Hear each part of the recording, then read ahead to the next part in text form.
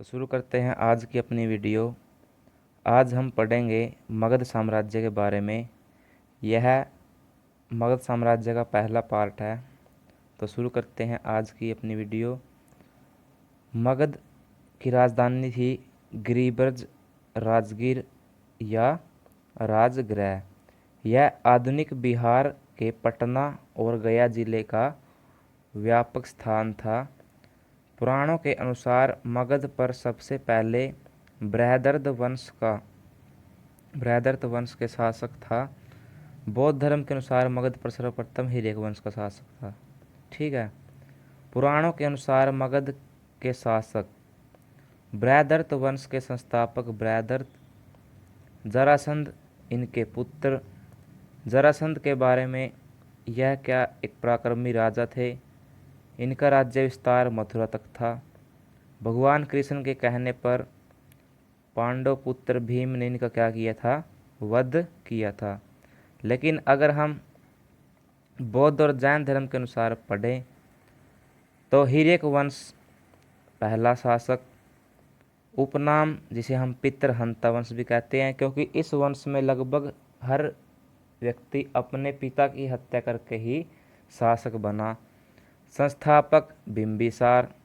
जानते हैं बिंबिसार के बारे में कुछ महत्वपूर्ण पॉइंट। जैन साहित्य में इसे श्रेणिक कहा गया है। बिंबिसार ने विजय तथा वैवाहिक संबंधों के द्वारा राज्य विस्तार किया, यानी इसने बहुत से विवाह किए जिससे क्या किया, अपने राज्य का विस्तार किया। प्रथम विवाह इन्होंने लिच्छवी गणराज्य के शासक चेटक की बहन चेलना से किया। दूसरा विवाह कौशल नरेश प्रसन्नजीत की बहन महाकौशला से। और तीसरा विवाह मध्य प्रदेश की राजकुमारी क्षेमा से। बढ़ते हैं आगे। इन्होंने अंग महाजनपद को मगध में मिलाया। इन्होंने वैद्य जीवक को अवंती नरेश चंद्र प्रद्योत के पांडुरोग के लिए अवंती भेजा। इनकी हत्या इनके पुत्र अजातशत्रु ने की थी। बढ़ते हैं आगे, पढ़ेंगे अब अजातशत्रु के बारे में। अपने पिता की हत्या करके गद्दी पर बैठा। इनका उपनाम कुणिक था। कौशल नरेश प्रसेनजित को हराया। लिच्छवी गणराज्य की राजधानी वैशाली को जीता। दोनों को मगध का हिस्सा बनाया। ठीक है।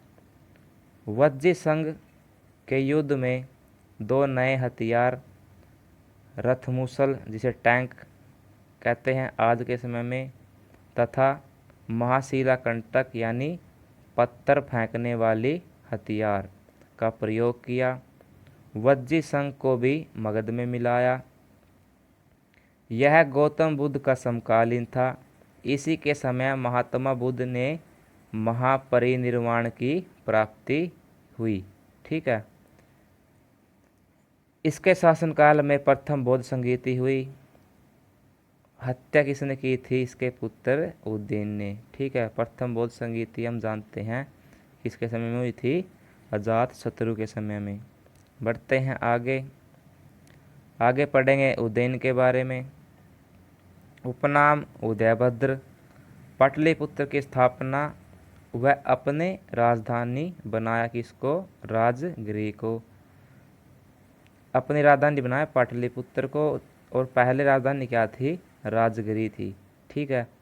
बौद्ध ग्रंथों में इसे पितृहंता कहते हैं। जो बौद्ध ग्रंथ के अनुसार इसको पितृहंता कहते हैं। यह जैन धर्म का पालन करता था। हत्या पता नहीं एक अनजान व्यक्ति ने चाकू मारकर की थी। इसके बाद कुछ समय तक इसके पुत्रों ने शासन किया, परंतु शीघ्र ही जनता ने एक अमात्य जिसका नाम क्या था, शिशुनाग को अपना राजा बनाया और मगध पर शिशुनाग वंश की स्थापना हुई। आगे है शिशुनाग वंश। जो संस्थापक थे वो कौन थे, शिशुनाग। इन्होंने 412 बीसी से 394 बीसी तक शासन किया। इसका सबसे मुख्य कार्य अवंती राज्य को जीतकर मगध में मिलाना। इसने अपनी राजधानी पाटलिपुत्र से कहाँ पर ले गया, वैशाली में। ठीक है। बढ़ते हैं आगे। कालाशोक जो कि किसका पुत्र था? शिशुनाग का। ठीक है। उपनाम काकवर्ण। इसने राजधानी पुणे पाटलिपुत्र में स्थानांतरित की। इसके शासनकाल में द्वितीय बौद्ध संगति का आयोजन किया गया। हरिश्चरित्र के अनुसार महापद्मनंद ने कालाशोक की हत्या की। नंदीवर्धन महानंदी शिशुनाग का अंतिम शासक था। आगे है नंद वंश। शिशुनाग वंश के अंतिम शासक महानंदी की हत्या कर महापद्मनंद ने नंद वंश की नींव डाली। बौद्ध ग्रंथ महाबोधि वंश में उसे उग्रसेन और पुराणों में सर्वशक्तिरात्मक एवं एक राट कहा गया। जैन ग्रंथ के अनुसार इनकी माता एक वैश्या थी। महापद्मनंद ने इक्ष्वाकु, पांचाल, कलिंग, सूरसेन, मिथिला आदि को मगध साम्राज्य में मिलाया। इसी कारण इसे एक छत्र या एक राट कहा गया। खारवेल के हाथी गुम्फा अभिलेख से महापद्मनंद को कलिंग विजय की जानकारी मिलती है। व्याकरणाचार्य पाणिनि महापद्मनंद के मित्र थे। पढ़ते हैं आगे महापद्मनंद का पुत्र जिसे हम धनानंद के नाम से जानते हैं, यह नंद वंश का अंतिम सम्राट था। पश्चिम साहित्य या यूनानी साहित्य में इसे अग्रमीज, जिसे आज के समय में नाई कहा जाता है, वो क्या मानते थे कि धनानंद जो है वो क्या था?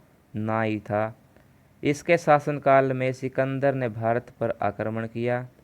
नंद वंश के शासन जैन धर्म के पोषक थे। चाणक्य की सहायता से चंद्रगुप्त मौर्य ने धनानंद को मारा और मौर्य वंश की स्थापना की। तो दोस्तों ये थी आज की वीडियो। तो लाइक शेयर किया करो दोस्तों, सब्सक्राइब करो दोस्तों ज़्यादा से।